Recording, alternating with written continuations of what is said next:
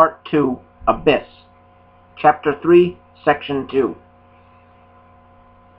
Rex parked the forklift back out in the corridor, resealed the service door, and climbed the ladder to the cockpit.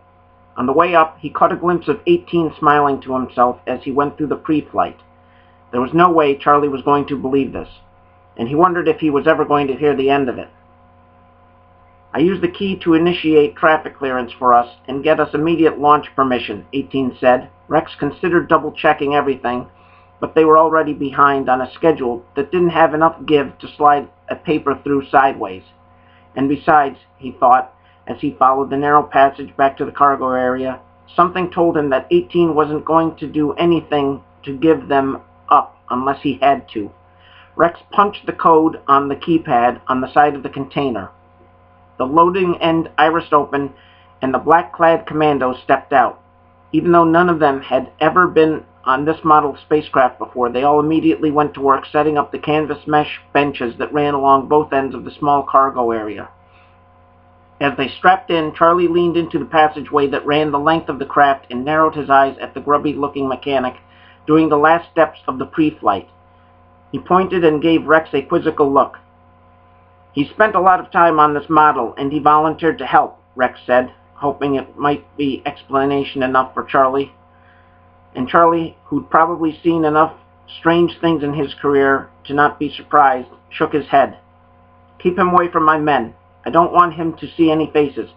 And keep him away from the controls for the flight. I don't want anyone doing any flying other than you," he said, and went over to an open spot on the end of the port side bench. Rex returned to the cockpit and stood by the left side seat until 18 finally got out of it. The mechanic dropped into the right side seat. "Don't touch anything from here on in," Rex said, double-checking that they were all ready to go. 18 just held up his hands. "Bravo Echo 1, you are cleared for a launch," a female voice from Parthenon Flight Control said. Above the craft, the upper hangar doors slid open, revealing a growing rectangle of stars. Rex found the panel for hangar operations and pulled the lever that lifted the platform the craft was on until it was flush with the outer surface of the upper hangar block of the Parthenon station. Directly in front of them, visible through the cockpit windows, was Earth. Because of the Parthenon was in a geosynchronous orbit, they were still some 300 miles above Finland. He released the clamps on the craft's wheels and hit the launch thrusters. There was almost no shaking as they lifted from the station. "Okay, red flag," 18 said. Rex purposely suppressed any reaction to the mechanic having guessed his unit's nickname. "You are going to take us down to 75 kilometers into coordinates 46-14-07-77, November 06-03-18-48 Echo." Rex looked at him. "That's inside Felosian space. The ship isn't built to evade anti-spacecraft missiles." 18 laughed as he dug into his satchel on the floor. "Those anti-spacecraft missiles are going to be the least of our worries where we're going." He looked up at Rex. "But I have faith in you. I know you special operations pilots are the best, and if anyone is going to have a shot at getting us where I need to go, it's going to be you." "My mandate doesn't cover entering Felosian space," Rex said. "You're going through it to evade the fleet Quantar nets. What better way for a rat to avoid a cat than by walking through a pit bull's yard?" Freddy said. "What?" "I'm going to be due to call my contact in about 2 minutes. If you want me to stay off the radio and blow the whistle on this mission, you'll have a wing of fighters flying up your exhaust in less than a minute. And what'll that do to this career-making op of yours?" 18 asked. Rex didn't reply, but maneuvered the craft through the superstructure of the station, then swung around south and started the descent. 18 put on a headset, switched the channel, and said, "1, this is 2. Keep off for another 5. Do you copy?" Copy 2, waiting for next message. They were less than 100 kilometers from the Parthenon when the voice of Parthenon approach came over the radio. Bravo Echo 1, you are approaching Class Romeo airspace. You must alter your course. Rex ignored Parthenon approach and focused on the tactical display. In less than a minute, they'd passed into the Felosian radar net and under their anti-orbital defense umbrella. He keyed the ship's intercom. Hold on, everyone. I'm going to have to do some creative maneuvers.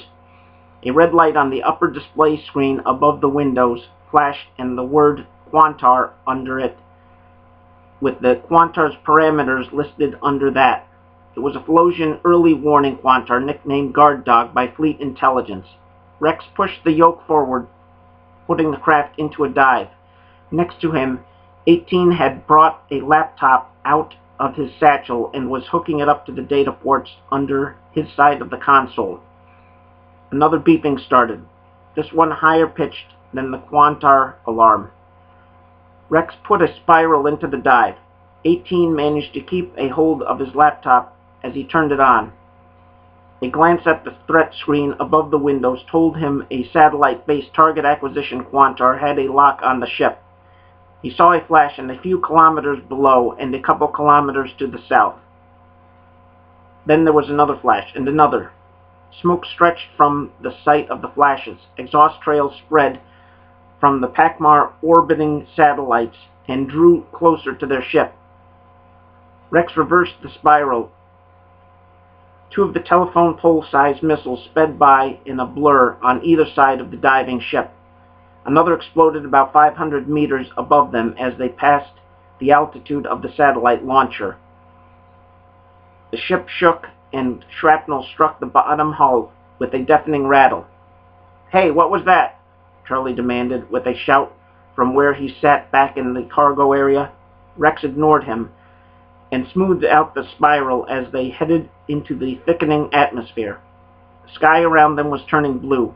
Below them the landscape was masked by an even layer of circulocumulus clouds. The threat screen told Rex the orbiting Quantar early warning system had handed off to a ground-based system. Another ground-based target acquisition Quantar was trying to get a lock. The ship plunged into the cloud layer. Rex added some south heading to their trajectory. A missile exploded next to the ship with a flash that made Rex flinch. The window pane on the far left spiderwebbed. 18 couldn't be distracted from the screen of his laptop. "We're getting close," he exclaimed. The ship broke from the cirrocumulus layer at 30,000 feet. There were scattered clouds at 20,000 feet below, but Rex could see the landscape. The area was heavily built up with modern highways, a cityscape that seemed to surround a huge area of desolation.